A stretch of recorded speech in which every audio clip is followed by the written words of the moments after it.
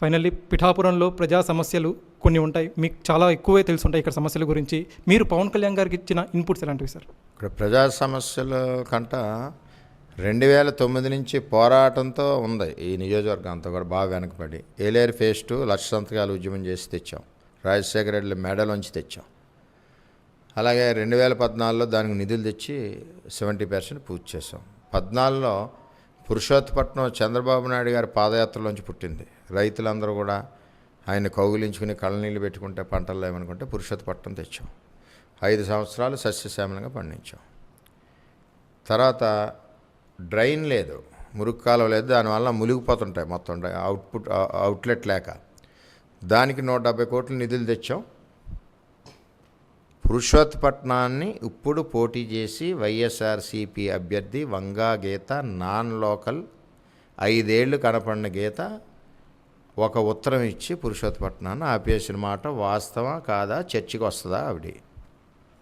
రెండవది ఏలేరు ఫేజ్ 2 అదే శుద్ధగడ్డ కొండకాలవ ఆధునీకరణలో టెండర్ అయిపోయి పనులు ప్రారంభించిన దాన్ని వంగా గీత పెండెం దొరబాబు ఉత్తరం ఇచ్చారు, ఇచ్చి ఆపివేశారా లేదా అన్నది చర్చకి రమ్మనండి. మూడవది దారుణమైంది. మా పిఠాపురం నీరు, మా పిఠాపురం రైతుల నీరు, మా పొలాలు పండి నీరుని 25 కోట్లు కమిషన్ కోసం తాండవాకి 3 టీఎంసీ నీరు ఇచ్చిన మాట వాస్తవం అవునా కాదా? అంటే పిఠాపురం రైతులు రాబోయే రోజుల్లో ఎడారిగా మాడే పరిస్థితి పిఠాపురం రైతాంగానికి ఉంది. ఈ విధంగా చేసింది ఆవిడ. ఇంకోటి చెప్పాలి ఆవిడ గురించి. 5 సంవత్సరాలు ఆ మనిషి ఇక్కడ కనపడలేదు. చర్చికి రమ్మనండి. ఏ ఊళ్ళో అన్నా ఒక ఊరు వచ్చింది అంటే మేము ఆ ఊరు ఓటు అడగం, పవన్ కళ్యాణ్కి వేయమని అడగం, గీతకి వేయమని చెప్తాం. రాలేదు. కరోనా క్లిష్ట సమయంలో అసలు రాలేదు. ప్రజలు ఏం కోరుకుంటారు? గెలిచిన వ్యక్తి ఒక ఎంపీ అభ్యర్థి వంగా గీత వస్తే ధైర్యం ఉంటుంది, యంత్రాంగం పనిచేస్తాం అనుకుంటారు. కానీ మేము ప్రాణాలు తెగించి కరోనా టైంలో 180 పీపీ సూట్లు వేసుకొని నేను తిరిగాను. శానిటేషన్ చేసాం, ఇమ్యూనిటీ ఫుడ్ ఇచ్చాం, 1,50,000 మాస్కులు పంచాం, బ్లాక్ ఫంగస్ ఇంజక్షన్లు సబ్సిడీ మీద ఇప్పించాం, గవర్నమెంట్ హాస్పిటల్లో అడ్మిషన్లు చేయించాం, రెమ్డెసివిర్ ఇంజక్షన్లు కూడా నాకు తెలిసిన ఫ్రెండ్స్ కంపెనీ దగ్గర సబ్సిడీ మీద తెప్పించాం. ఇంతలాగా ప్రజలతో మేము మమేకమై ఉన్నాం. ఇవాళ చర్చికి రమ్మనండి. 54 గ్రామాలు 50 వార్డుల్లో 5 సంవత్సరాల్లో ఎక్కడైనా ఒక్కసారి ఆవిడ వచ్చి ఉంటే మేము ఓటు అడగం. ఆవిడ వచ్చామని నిరూపిస్తే ఆవిడ అడగకుండా వెళ్ళిపోవాలి. ఇప్పుడు 5 ఏళ్ళకి ఒకసారి వచ్చి మనిషిని 30 రోజుల నుంచే తిరుగుతుంది ఆవిడ, 30 డేస్ నుంచే ప్రజలకి. సార్, ప్రధానంగా పొద్దున పబ్లిక్ పల్స్ తీసుకుంటుంటే వాళ్ళు ప్రధానంగా ప్రస్తావిస్తున్న అంశం రోడ్లు అస్సలు బాగాలేదని. సో ఈ 5 ఏళ్లలో వైసీపీ ఏమాత్రం కూడా అభివృద్ధి చేయలేదంటారా పిఠాపురాన్ని?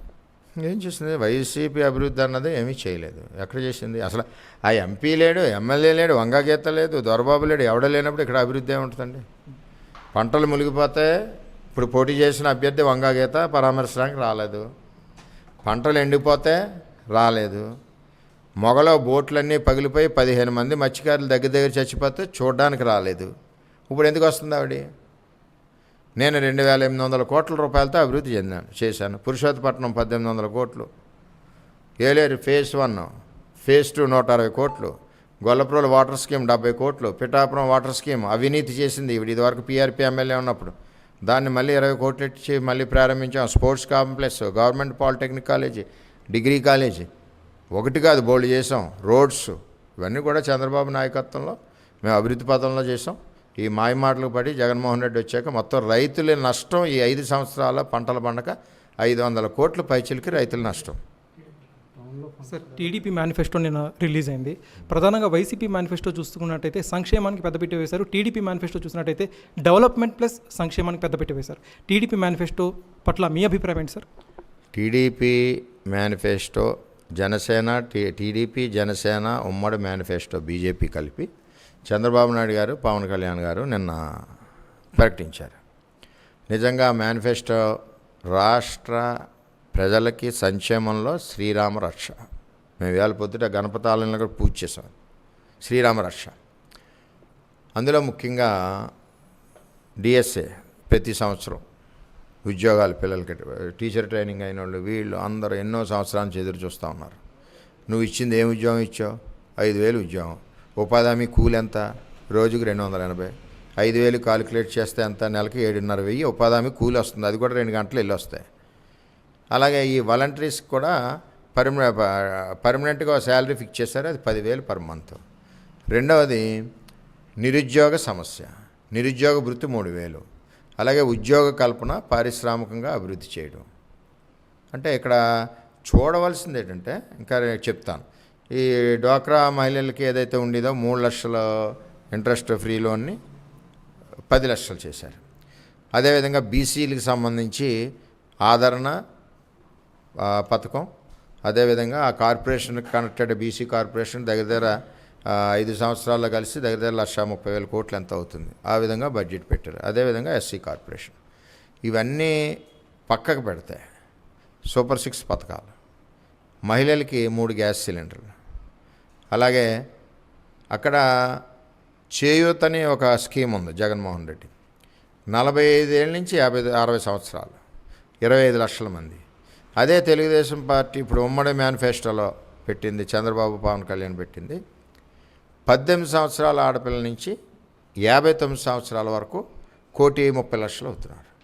అంటే ఇది పేదవాళ్ళని ఏ విధంగా సపోర్ట్ ఆర్థికంగా నిలబడుతున్నారన్నది ఒకటి అర్థం చేసుకోవాలి.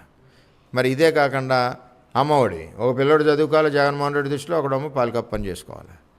అదే చంద్రబాబు దృష్టిలో తల్లికి వందనం, పిల్లలందరూ సమానం, పిల్లలందరికీ ఎడ్యుకేషన్ ఉండాలి. పవన్ కళ్యాణ్ చంద్రబాబు ఆలోచించింది ఏంటంటే, ఎంతమంది పిల్లలు ఉంటే అంతమందికి 15,000 స్వచ్ఛమైన మంచినీరు, ఇంకా చాలా కార్యక్రమాలు మంచి పెట్టడం జరిగింది. ముఖ్యంగా యువతకు ఉద్యోగాలు ఒకటి ఇంపార్టెంట్. ఇక్కడ అభివృద్ధి సంక్షేమం ఎందుకు వస్తుందంటే, అభివృద్ధి ద్వారా కియా కంపెనీ పెట్టారు, 100 కోట్ల ఆదాయం ప్రభుత్వానికి. ఏపీ ఫైబర్ ఇది పెట్టారు, సంవత్సరానికి 50-60 కోట్ల ఆదాయం. అంటే ఒక పక్కన పారిశ్రామిక అభివృద్ధి జరుగుతుంటే ఎంప్లాయ్మెంట్ పెరుగుద్ది. ఎంప్లాయ్మెంట్ అవకాశం వచ్చినప్పుడు దాని మీద ఉన్న ట్యాక్సేషను, అలాగే ఎంప్లాయ్ పెట్టి ఖర్చు వలన, దీనివలన గవర్నమెంట్కి గ్రోత్ వస్తుంది. ఆ గ్రోత్లో ఉన్న అమౌంట్ని తీసుకెళ్ళి పేద ప్రజలకు ఇస్తున్నారు. ఇదే జగన్మోహన్ రెడ్డి ఆల్రెడీ ఇండస్ట్రీ గ్రోత్ని చంపేశాడు, నిరుద్యోగులు పెరిగిపోయారు, అప్పులు చేసి బండి నడిపిస్తున్నాడు. చంద్రబాబు పవన్ కళ్యాణ్ దానికి వ్యతిరేకం. వాళ్ళు ఈవేళ మేనిఫెస్టో వచ్చిందంటే, ఒకటి ముఖ్యంగా వేవర్స్ ఉన్నారు, జిఎస్టీ పే చేయాలి. ఆ జిఎస్టీ దాని గురించి వేవర్స్ కమ్యూనిటీ, చేనేత పరిశ్రమ అంతా పడుకుంది. జిఎస్టీ రీఎంబర్స్మెంట్ పెట్టారు. మళ్ళీ ఒకసారి ఆ వర్గాలన్నీ కూడా పైకి లేగుతాయి. ఇక్కడ ఏంటంటే వెనకబడిన వర్గాలు ఏదైతే ఉన్నాయో ఆ వర్గాలన్నింటిని కూడా పైకి తీసుకురావడానికి ఏ విధమైన సపోర్ట్ ప్రభుత్వం ఇవ్వాలో అది ఇస్తుంది. అన్నెసరీ వెల్ఫేర్ కాకుండా నెసరీ వెల్ఫేర్, వాళ్ళకి ఉపయోగపడే వెల్ఫేర్. దానివల్ల ఏంటంటే ఆ వర్గం ఆర్థికంగా నిలబడుతుంది. అంచేత ఇవన్నీ కూడా చూసి చాలా చక్కగా చేశారు. తర్వాత మరి ఆరోగ్యం, హెల్త్ ఇన్సూరెన్స్ 25 లక్షలు. ఎక్కడుందండి 25 లక్షలు? ఈవేళ భారతదేశంలో ఎవరో చేయలేదు. 25 లక్షలు మీరు మెడికల్గా ఏం జరిగినా సరే కార్పొరేట్ హాస్పిటల్కి వెళ్ళి ఖర్చు పెట్టుకోవచ్చు.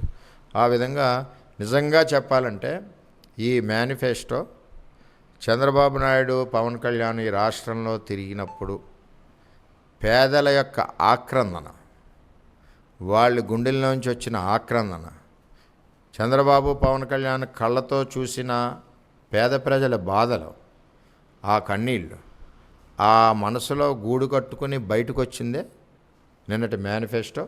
అదే పేదల పాలిట శ్రీరామరక్ష. ఇక్కడికి వచ్చేసరికి 5 ఏళ్ళ నుంచి ఇప్పుడు కనపడిన వంగాగీతను తరిమి కొడతారు. అలాగే పవన్ కళ్యాణ్కి భారీ మెజార్టీ ఇస్తారు. వంగాగీత ఆలోచన ఏంటంటే మద్యం డబ్బుతో ముంచేయాలని చూస్తూ ఉన్నారు. డబ్బు సంచులు వచ్చాయి, మద్యం లారీలు కూడా దొరికాయి. ఇది పరిస్థితి. ఎలక్షన్ చేయాలనుకుంటే ఆ రెండింటి గురించి వాళ్ళు పనిచేస్తున్నారు. కానీ ప్రజల మనసులోంచి తెలుగుదేశం పార్టీ, జనసేన, బీజేపీ ఉమ్మడి అభ్యర్థి పవన్ కళ్యాణ్ గెలిపించి తీరుతాం.